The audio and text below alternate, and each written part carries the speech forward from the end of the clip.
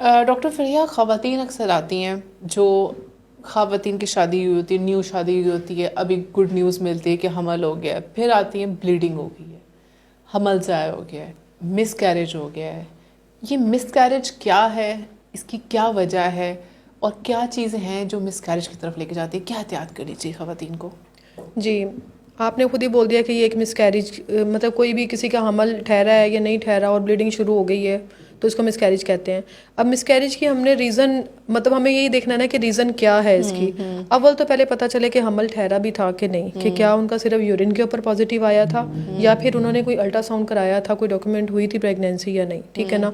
अगर सिर्फ यूरिन पे आया था और अल्ट्रासाउंड पे कभी भी नज़र नहीं आया और किसी ऑथेंटिक गायनेकोलॉजिस्ट ने किया हुआ है तो इसको बोलते हैं बायोकेमिकल लॉस हुआ है। सिर्फ बायोकेमिकली प्रेगनेंसी है, मतलब ये है कि सिर्फ हार्मोन्स थोड़े से ज़्यादा हुए हैं और वो कभी प्रेगनेंसी बनी हुई नहीं है, शुरू ही नहीं हुई। ठीक है। इसको टेक्निकली मिसकैरेज नहीं कहते लेकिन बायोकेमिकल लॉस बोल देते हैं, ठीक है। तो हमल कंफर्म कैसे होता है?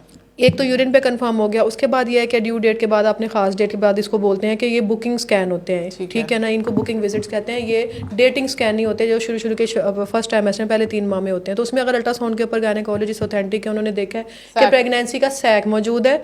अगर अब सैक के भी आगे किस्में के सैक, खाली सैक ये है कि समझ पहले बेबी का घर बनता है, घोंसला बनता है, वो बन चुका है।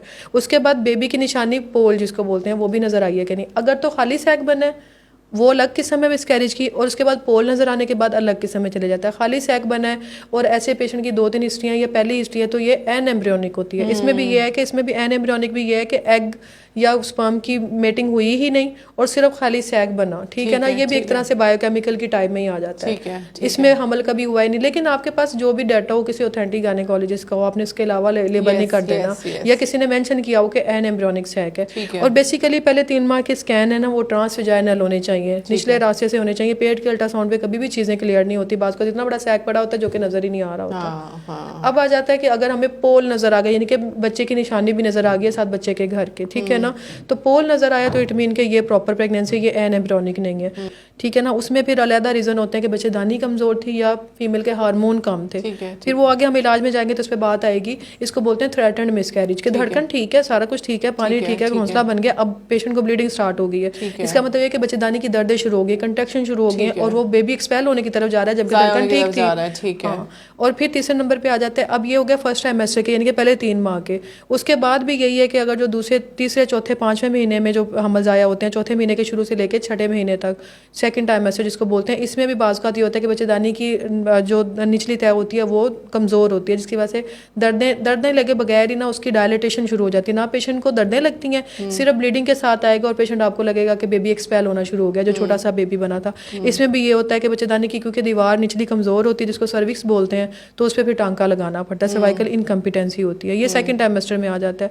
मतलब फर्स्ट टाइमेस्टर हमने देखना होता है कि वही रीज़न रूल आउट करना है कि मिसकैरेज की क्या वजह है, अगली दफ़ा फिर उसी के अकॉर्डिंग वजह के हिसाब से करते हैं। बिल्कुल। क्या इसका खुराक का कोई रोल होता है कि कोई खुराक अच्छी नहीं? देखिए, डायरेक्ट खुराक का रोल नहीं है। कुछ ऐसी चीज़ें हैं जिसमें वही कि बिल्कुल ही अनहेल्दी आपकी पानी जो स्पेसिफिकली है ना कि पानी के अंदर ऐसे बैक्टीरिया या पैरासाइट आपने ले लिया, बहुत ही गंदा पानी आपने पी लिया, उसके अंदर ऐसे डायरेक्ट चले गए। या फिर ज़्यादा जो कुछ चीज़ें हैं ना इसमें आ जाती हैं कि जो दूध से बनी हुई चीज़ें होती हैं ना कि फर्स्ट टाइमेस्टर में अवॉइड करें, जिनके मिसकैरेज की हिस्ट्री है, यानी कि मैन्युफैक्चर करके कोई मक्खन, बटर, दही जो चीज़ें रख लेते हैं ना, फ्रीज कर लेते हैं या रख लेते हैं, वो पहले 3 माह में ज़रूर अवॉइड करें जिनको मिसकैरेज की हिस्ट्री है। डायरेक्ट दूध पिएं और दूध भी उन जगहों का पिएं जहाँ से आपको पता हो कि वो इंजेक्टेबल के जरिए मिल्क प्रोडक्शन नहीं करवा रहे हैं। अगर किसी का बहाने का दूध और जो डायरेक्ट आपकी आंखों के सामने बन रहा हो तो वो प्योर है। खुराक में डायरेक्ट इस तरह से कोई चीज़ नहीं है जो हिट कर रही हो। फिर जो रूट्स वाली वेजिटेबल होती हैं उनसे भी मिसकैरेजेस होते हैं। जो रूट्स वाली यानी कि जो ज़मीन के अंदर से निकल रही है ना वेजिटेबल्स, या जिसमें आलू भी आ जाते हैं, जो भी चीज़ें ना जिनकी जड़ें होती हैं,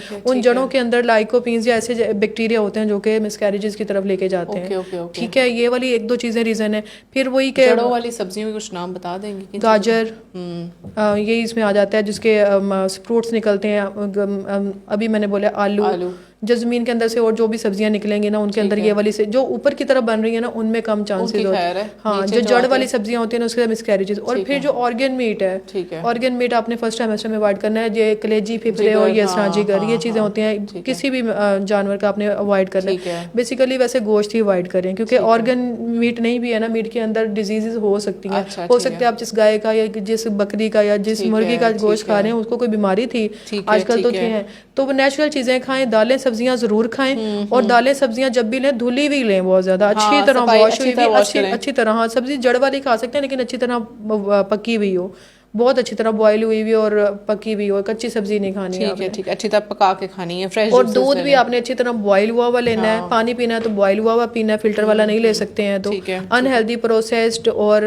कैंड फूड आपने नहीं लेनी है, बहुत मीठा बहुत चीनी ये चीजें नहीं लेनी है। डॉक्टर साहब, अठरा क्या है ये? अठरा क्या चीज है? अठरा भी देखें मेडिकल अव्वल तो ये टर्म ही नहीं है, ठीक है ना।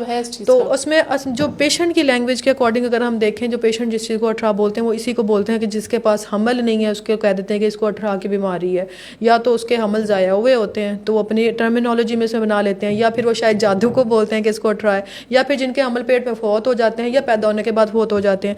तो ऐसा किसी पेशेंट की हिस्ट्री होना तो पेशेंट उसको अपनी लैंग्वेज में उन्होंने बनाई हुई कि इसके ऊपर कोई अठरा है। अच्छा, ठीक है ना। तो जो मुझे मेडिकली समझ आती है कि पेशेंट की जिनकी इस तरह की हिस्ट्री होती है ना, वो बेसिकली होता है APLS, एंटी फॉस्फोलिपिड सिंड्रोम जो है ना, उनमें ऐसी हिस्ट्री होगी कि पेशेंट के 2-3 दफा मिसकैरेजेस होंगे धड़कन बनने के बाद, ठीक है ना। और फिर या फिर उनके अंदर प्री टर्म बर्थ होती है वो, या बच्चा पेट में ही खत्म हो गया होता है या पैदा हो जाता है वक्त से पहले।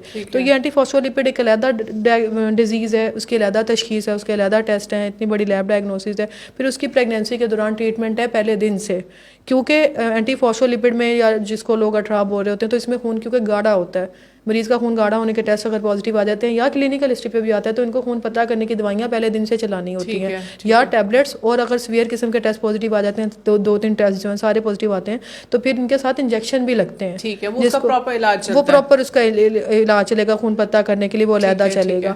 फिर ये जो मिसकैरेजेस में हमने बोला ना कि थ्रेटन के धड़कन, ठीक है धड़कन तो खत्म नहीं हुई, मिस्ड मिसकैरेज उसमें होता है APLS में, जिनमें धड़कन खत्म नहीं होती, दर्दें बच्चेदानी की लग जाती है। इसका मतलब यह है कि प्रेगनेंसी के हार्मोन्स फीमेल में कम है, ठीक है, वो उसकी स्ट्रेंथनिंग यूटरस की है नहीं, और यूटरस कॉन्ट्रैक्ट करना। देखो प्रेगनेंसी के हार्मोन कम होंगे तो यूटरस दर्दें लेना शुरू हो जाएगी, तो हमने प्रेगनेंसी के हार्मोन्स ऊपर से देने शुरू कर देने हैं, वो अलहदा से इंजेक्शन होते हैं। अब खून पतला करने वाले नहीं देने, जिनकी थ्रेटन्ड हिस्ट्री है ना, या जिनकी बच्चेदानी की सर्विक्स शॉर्ट थी, या जिनको चौथे 5वें महीने में जाके हुए हैं ज़ाया, उनको हमने बच्चेदानी की ताकत के इंजेक्शन देने हैं, जिसको भी IVFC भी बोलते हैं, जिसको ग्रोथ के भी बोला जाता है। वो ग्रोथ के नहीं होते, बच्चेदानी की ताकत के होते हैं बेसिकली, ताकि बच्चेदानी को दर्दें ना लगे और बच्चा अपने हिसाब से बढ़ता रहे, अच्छी तरह ठहरे उधर, और बच्चेदानी की ताकत हो। No doubt. डॉक्टर साहब, अब मिसकैरेज को प्रिवेंट कैसे किया जाए, उसकी एहतियात क्या होनी चाहिए? यही जो हमने अभी बात की है कि जो फर्स्ट ट्राइमेस्टर वाले हैं तो डाइट से जो कुछ बचा सकते थे हमने वो बोला है। दूसरा, अगर किसी की ये हिस्ट्री रही है कि सेकंड ट्राइमेस्टर में चौथे 5वें 6वें महीने में हुए थे और उनकी इनकम्पिटेंसी की हिस्ट्री रही है कि सर्विक्स उनकी शॉर्ट होती थी, उनको बच्चेदानी में टांका लगवाना जरूरी है पहले, उनके पहले हमल के दूसरे महीने के एंड पे, अगली माहवारी में अब तो लगेगा ना, अब तो प्रेगनेंसी आपकी ज़ाया होगी एक, फिर अगली माहवारी के दूसरे महीने ही आपने बुक होना है किसी भी डॉक्टर के पास और फिर उनसे टांका लगवाना है। अगर आपका ज़ाया हुआ है ऐसे जिसकी वजह से आपके दर्द खून पड़ना शुरू हो गया था, दर्दें नहीं आई थी, ठीक है। तो दूसरे नंबर पे यही कि जो हमने डाइट की बोली हैं बातें, या तो फिर आपकी ऑथेंटिक डायग्नोसिस बनी हुई थी मिसकैरेज की, क्या वजह थी, क्या आपका APLS डायग्नोज हुआ था, फिर उसमें जो भी एहतियात बतानी है वो आपको डॉक्टर बताएगा कि खून पतला करने की दवाई कितनी चलनी है, कौन से टीके लगने हैं, आपका प्रॉपर लेके चलते हैं हिस्ट्री के हिसाब से, और हर चीज़ के आपके लिए क्या एहतियात की जाए आपको समझा के भेजते हैं डॉक्टर साहब प्रॉपर। और आप अच्छी ऑथेंटिक के पास देख रहे हैं, जो इधर गली मोहल्ले में जो अक्सर बिल्कुल आपने इस तरह दाइयाँ होती हैं या कुछ ऐसे बैठी होती है ओवर द काउंटर, अक्सर ब्लाइटेड ओमम होते हैं और उनको लग रहे होते हैं क्लेक्सेन के इंजेक्शन, तो अगर तो किसी के खाली सैक बने हैं तो वो उनके ऊपर ऐसी ट्रीटमेंट की जरूरत ही नहीं है जो खून पतला करने वाली हो, पता लगे अब खून पतला करने से ब्लीडिंग शुरू हो गई है, बिल्कुल। तो आपकी पिछली तशखीस प्रॉपर बने, अब फिर उसके अकॉर्डिंग आपका बनेगा। और बाज का तो रिकरेंट मिसकैरेजेस अगर किसी के है ना, तो उनमें एनाटॉमिक वो यूट्रस की भी नॉर्मली हो सकता है वो, या फिर उनकी जेनेटिक मसला भी हो सकता है, दोनों पेरेंट्स में किसी में कि उनके जीन्स एबनॉर्मल थे। अगर हमल ज़ाया हो गया, एक तो होता है कि खुद ब खुद ज़ाया हो गया, दूसरा होता है कि नहीं हुआ होता पूरी तरह, तो गोलियां खिला के खवातीन वो सफाई कराती हैं, फिर होता है कि सफाई खुद करती है अंदर DNC। इनकी इंडिकेशंस क्या है? क्या हर दफ़ा सफाई अंदर से नीचे से करवाना ज़रूरी है? और इंस्ट्रूमेंटेशन, एक्सपोजर, मतलब आपको ज़रा हेपेटाइटिस बिल्कुल वही डिपेंड करता है कि आप किस गायनेकोलॉजिस्ट के पास गए हैं। अगर वो पूरी मेडिकल टर्मिनेशन आपकी कर सकती हैं तो वो करें, मेडिकल टर्मिनेशन बिल्कुल है, वो चौथे 5वें 6वें महीने तक भी होती है। मेडिसिन दें, प्रॉपर उसको फॉलो अप करें। और अर्ली जो इतनी छोटी प्रेगनेंसीज के होते हैं ना, अक्सर लोग खुद भी मिथ बना लेते हैं कि जहर फैल जाएगा। दूसरे तीसरे चौथे 5वें 6वें महीने में इतनी जल्दी जहर नहीं बन जाता कि अंटिल कि आपको पहले से बहुत बड़ी कोई डिजीज चल रही हो, आपको पहले कोई जिगर का मसला हो, अगर इनमें आप 2-4 दिन की दवाई लें और ब्लीडिंग होने का और उसको एक्सपेल होने का टाइम दें, ठीक है ना, फिर तो आपको मेडिकल टर्मिनेशन हो जाएगी, फिर आपको यानी कि इंस्ट्रूमेंट नहीं लगवाने की जरूरत पड़ेगी, डीएनसी नहीं करानी पड़ेगी।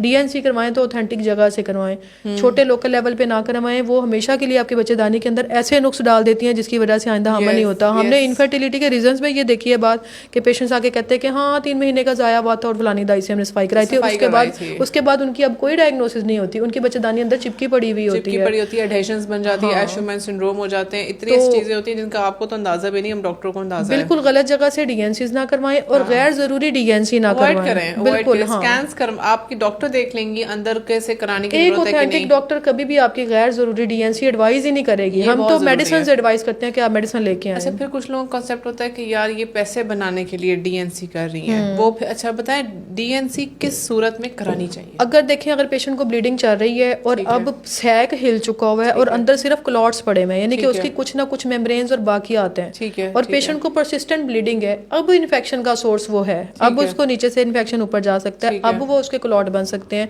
या उसकी जान के लिए या जैसे भी कहें सेप्सिस में जा सकती है। फिर डीएनसी करके जो कचरा बाकी आते हैं वो निकाल दें, ठीक है ना। अब इसको सूरत में करानी चाहिए, फिर जरूर करवाएं, और फिर भी सही जगह से डिसाइड करती हैं प्रैक्टिकली, और आपको आपका ये बनता है वजह पूछें प्रॉपर एंटीबायोटिक कवरेज के साथ, बगैर एंटीबायोटिक कवरेज के साथ, अच्छी जगह से, साफ सुथरी जगह से, डॉक्टर की रेपो आपको बताओ, एसेप्टिक टेक्निक्स हो, ठीक है ना, तो उस तरीके से करवाएं, बजाय इसके कि आप लोकल सी जगह से करा लें, पहले इन्फेक्शन हुआ है उसी से में ऊपर से इन्फेक्शन करेंगे तो बच्चेदानी फट जाती है। बिल्कुल ठीक है doctor Fariya, thank you so much.